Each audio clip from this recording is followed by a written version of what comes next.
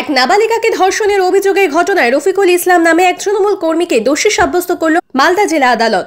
এই ধর্ষণের ঘটনা তদন্ত করছিল সিবিআই। 2021 সালে জুন মাসে নির্বাচন পরবর্তী সময় মালদার মানিকচক থানা এলাকায় এক নাবালিকাকে ধর্ষণের ঘটনা ঘটে। ওই ঘটনায় অভিযুক্ত ছিল এলাকার তৃণমূল কর্মী রফিকুল ইসলাম। নির্বাচন পরবর্তী সন্ত্রাসের ঘটনায় সিবিআই যে মামলাগুলি তদন্ত করছিল তার মধ্যে এটিও ছিল অন্যতম। এই ঘটনায় সিবিআই চার্জশিট দেয়। মোট 22 জনের সাক্ষ্য গ্রহণ করা হয়। ওই নাবালিকা আইনজীবী অমিতাভ মৈত্র জানিয়েছেন, নির্দিষ্ট প্রমাণের ভিত্তিতে অভিযুক্তদের দোষী সাব্যস্ত করেছে অতিরিক্ত দায়রা আদালত। এই ঘটনায় সন্তুষ্ট নাবালিকার পরিবার। আমরা কাজ করতে গেছিলাম মাঠে, আমরা গরিব মানুষ, কাজ করে খাই। মাঠে কাজ করতে গেছিলাম, আমার মেয়েরা খেলতে গেছিল ভেলু মাস্টারের বাড়ি, রফিকুল ইসলামের বাড়ি বাগানে। তারপর বাগানে খেলতে গিয়ে আতা পাতা খেলছিল আমার মেয়ে দুটাই, আমার ভাস্তার মেয়ে আর আমার মেয়ে। তারপরে ওখানে আতা পাতা আনতে গেছে, পাতা তুলতে গেছে আমার ভাস্তার মেয়ে, আর আমার মেয়ে ওখানে দাঁড়িয়েছিল, লুকাচ্ছিল। এবার ভেলু মাস্টার আমার মেয়েকে ডেকে নিচ্ছে। ডাকার পরে আমার মেয়েকে এভাবে বলল, দরজা লাগিয়ে আর কপাটও লাগিয়ে দিয়েছে।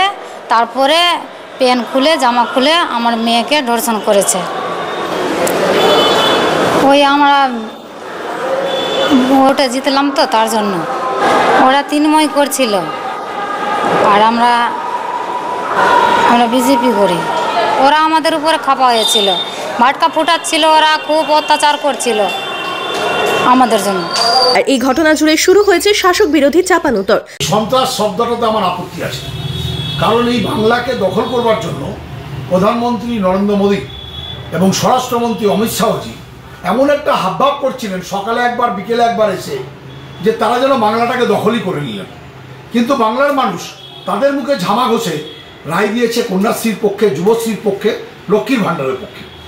নির্বাচনটা সংগঠিত করেছিল সেন্ট্রাল ফোর্স, কাজেই সেখানে কোনো সন্ত্রাস এই কথাটা বাংলার মানুষ বিশ্বাস করবে না। এই শব্দটা প্রযোজ্য হচ্ছে উত্তরপ্রদেশের ক্ষেত্রে, বিহারের ক্ষেত্রে, যেখানে বিজেপি শাসিত রাজ্য।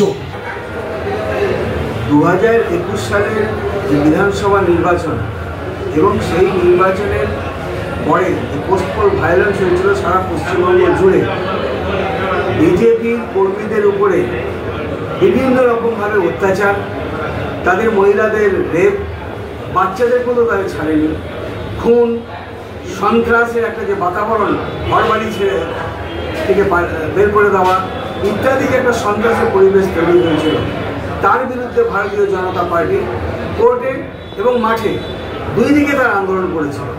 এবং তারই ফলস্বরূপ যে ঘটনাটা ঘটেছিল, যে বাচ্চা মেয়েটাকে টিএমসির যে নেতা, সেই নেতা যে অশালীন আচরণ করেছিল, তার আজকে পক্সো যে কেস হয়েছিল তার বিরুদ্ধে, তার আজকে সিবিআই ইনকোয়ারি হয়েছিল।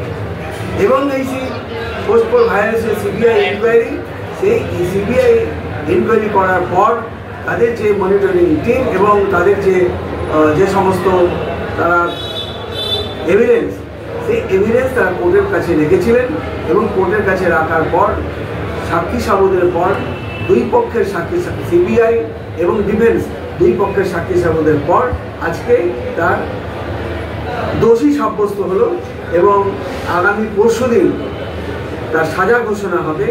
আজকে পশ্চিমবঙ্গের মানুষ বুঝতে পারলো যে না, এই পোস্টপোল ভায়োলেন্সের জন্য যে আমাদের সঠিক বিচার, সেই সঠিক বিচার একমাত্র সিবিআই দিতে পারে, পশ্চিমবঙ্গের পুলিশ দিতে পারে না। 2021 সালের জুন মাসে একটা নাবালিকা ওপরে ধর্ষণের ঘটনা ঘটে এবং তার পরিপ্রেক্ষিতে মানিকচক থানায় একটা কেস রুজু হয়। পরবর্তীকালে এটা পোস্টপোল ভায়োলেন্স হিসাবে ট্রিট করে হাইকোর্টের নির্দেশের সিবিআই তদন্তভার হাতে নেয় এবং তদন্তভার নেওয়ার পর ওরা চার্জশিট দেয়। 2021 সাল থেকে এই মামলাটা চলেছিল। 22 জন সাক্ষী দিয়েছে। 22 জন সাক্ষীর সাক্ষ্য প্রমাণের ভিত্তিতে আজকে এডিজে 2 মালদা উনি আসামিকে দোষী সাব্যস্ত করেছেন এবং আগামী 4 তারিখে